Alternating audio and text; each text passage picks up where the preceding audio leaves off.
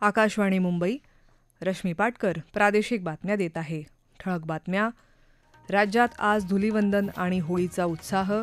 राष्ट्रपती, उपराष्ट्रपती, प्रधानमंत्री आणि मान्यवरांकडून जनतेला शुभेच्छा.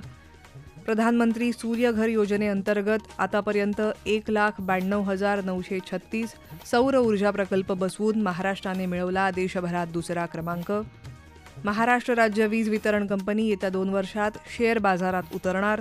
आणि इंडियन प्रीमियर लीग क्रिकेटमध्ये दिल्ली कॅपिटल्सचं कर्णधारपद खेळाडू अक्षर पटेल याच्याकडे. राज्यात आज धुलीवंदनाचा सण उत्साहाने साजरा होत आहे. होळी पौर्णिमेनिमित्त काल जागोजाग होळ्या पेटवण्यात आल्या. अनेक ठिकाणी स्थानिक देवतांच्या पालख्या यावेळी मिरवणुकीने नेल्या जातात. कोकणात दशावतारी खेळे आणि नमनाने हा सण साजरा होतो. मुख्यमंत्री देवेंद्र फडणवीस यांनी आज धुलीवंदनानिमित्त शुभेच्छा दिल्या आहेत. विकसित महाराष्ट्राच्या वाटचालीत पर्यावरणीय समृद्धीची प्रतिज्ञा करूया, असं त्यांनी शुभेच्छा संदेशात म्हटलं आहे. उपमुख्यमंत्री एकनाथ शिंदे यांनी काल ठाणे इथं किसननगर परिसरात सहकुटुंब होलिकापूजन केलं. धुलीवंदनानिमित्त रंग खेळण्यातून सकारात्मक प्रेरणा मिळाव्या, अशी शुभेच्छा त्यांनी दिली आहे. उपमुख्यमंत्री अजित पवार यांनीही होळी आणि धुलीवंदनानिमित्त शुभेच्छा दिल्या आहेत. नागरिकांनी धुळवड खेळताना पाण्याचा अपव्यय टाळावा, तसंच आरोग्याची काळजी घ्यावी, असं आवाहन त्यांनी केलं आहे. राज्यात सर्वत्र विविध प्रकारे होळी साजरी होत आहे. नंदुरबारची काठी होळी वैशिष्ट्यपूर्ण पद्धतीने साजरी केली जाते. सविस्तर माहिती ऐकूया आमच्या वार्ताहराकडून.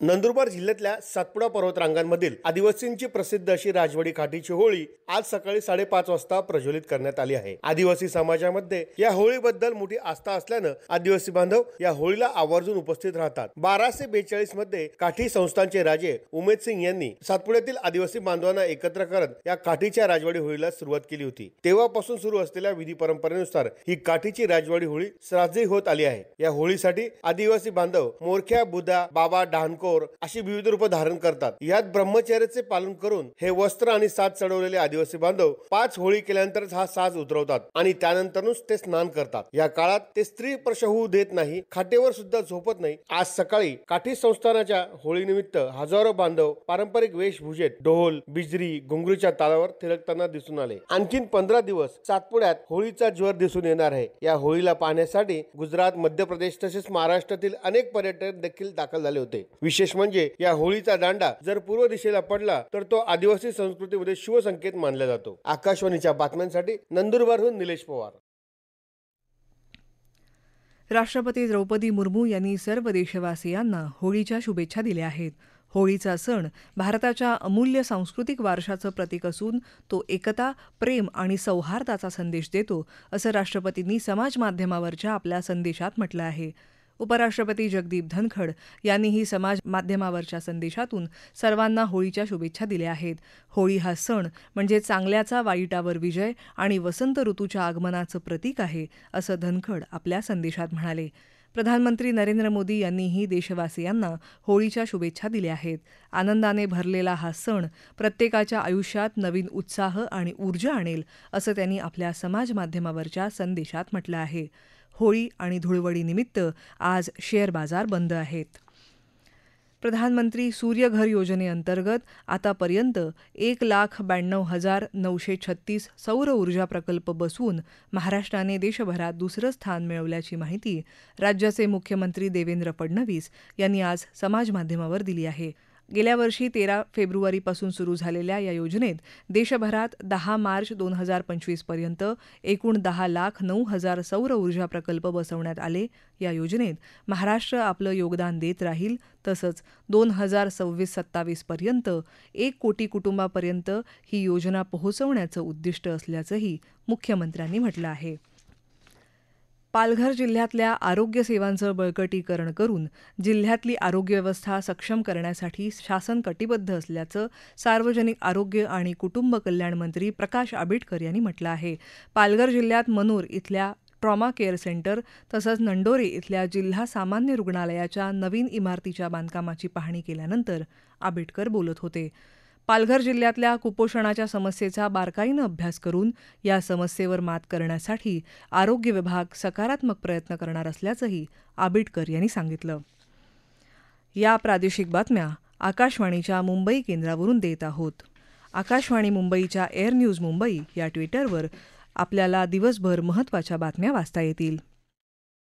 माहिती आणि प्रसारण मंत्रालय भारत सरकारद्वारा मुंबईत आयोजित वेव्स 2025 चित्रपट या क्षेत्रातील तुमच्या प्रतिभेचं जगाला दर्शन घडवण्याची संधी. विशेष उपक्रमात सहभागी व्हा. Create in India challenge. अधिक माहिती आणि नोंदणीसाठी संकेतस्थळ wavesindia.org. प्रादेशिक बातमीपत्रात आपलं पुन्हा एकदा स्वागत. वेव्स 2025 या उपक्रमासाठी देशभरातल्या आशय निर्मात्यांनी आपले अर्ज दाखल केले आहेत. या उपक्रमातल्या ॲनिमेशन फिल्म मेकर स्पर्धेसाठी 78 स्पर्धकांना दुसऱ्या फेरीत प्रवेश मिळाला आहे. अभिजात कथानक, मनोरंजनाचं मूल्य, तांत्रिक बाजू अशा विविध निकषांच्या आधारावर या स्पर्धकांची निवड करण्यात आली आहे. या स्पर्धकांमध्ये विद्यार्थी, हौशी निर्माते, व्यावसायिक निर्माते तसंच निर्मिती स्टुडिओंचा समावेश आहे. भारतासह लंडन, बाली आणि कॅनडाहूनही अर्ज दाखल झाले आहेत. येत्या 2 वर्षात शेअर बाजारात नोंदणी करण्याचं महावितरण अर्थात महाराष्ट्र राज्य वीज वितरण कंपनीचं नियोजन आहे, अशी माहिती कंपनीचे अध्यक्ष आणि व्यवस्थापकीय संचालक लोकेश चंद्रा यांनी दिली. वृत्तसंस्थेला दिलेल्या मुलाखतीत ते बोलत होते. मुख्यमंत्री देवेंद्र फडणवीस यांनी नुकतंच विधानसभेत याचं सुतोवाच केलं होतं. येत्या 5 वर्षात नवीकरणीय ऊर्जा स्रोतांपासून मिळणाऱ्या विजेचं एकूण वीज वितरणातलं प्रमाण 13% 52% नेण्याचं नियोजन असल्याची माहिती त्यांनी दिली. इस्रो अर्थात भारतीय अंतराळ संशोधन संस्थेनं स्पेडेक्स उपग्रहांचं डॉकिंग अर्थात अंतराळातच त्यांना एकमेकांपासून विलग करण्याची प्रक्रिया पूर्ण केली असल्याचं भूविज्ञान आणि तंत्रज्ञान राज्यमंत्री जितेंद्र सिंह यांनी गुरुवारी समाजमाध्यमावर जाहीर केलं.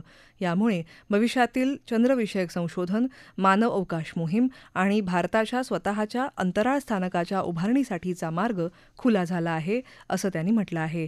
प्रधानमंत्री नरेंद्र मोदी यांच्या सातत्यपूर्ण पाठिंब्यामुळे इस्रोचा उत्साह वृद्धिंगत होत असतो, असं सिंह यांनी इस्रोच्या संपूर्ण चमूचं अभिनंदन करताना म्हटलं आहे. भारतानं हवामान बदलाच्या संकटाचा सामना करताना नवीकरणीय ऊर्जा प्रकल्पांचा समावेश प्राधान्य क्षेत्रात करून त्यासाठी कर्ज पुरवठा करण्यात आघाडी घेतली आहे, असं भारतीय रिझर्व्ह बँकेचे गव्हर्नर संजय मल्होत्रा यांनी म्हटलं आहे. हवामान बदलाचा धोका आणि वित्त या विषयावर नवी दिल्लीत आयोजित संमेलनाला ते काल संबोधित करत होते. UFBU अर्थात युनायटेड फोरम ऑफ बँक युनियन्सनं येत्या 24 आणि 25 मार्च रोजी होणाऱ्या नियोजित संपाचा इशारा कायम ठेवला आहे. बँकांमधल्या रिक्त पदांवर भरती, 5 दिवसांचा आठवडा यांसह अन्य प्रमुख मागण्यांसाठी इंडियन बँक्स असोसिएशनबरोबर UFBUची काल चर्चा झाली. मात्र या चर्चेतून काही सकारात्मक निष्पन्न झालं नाही.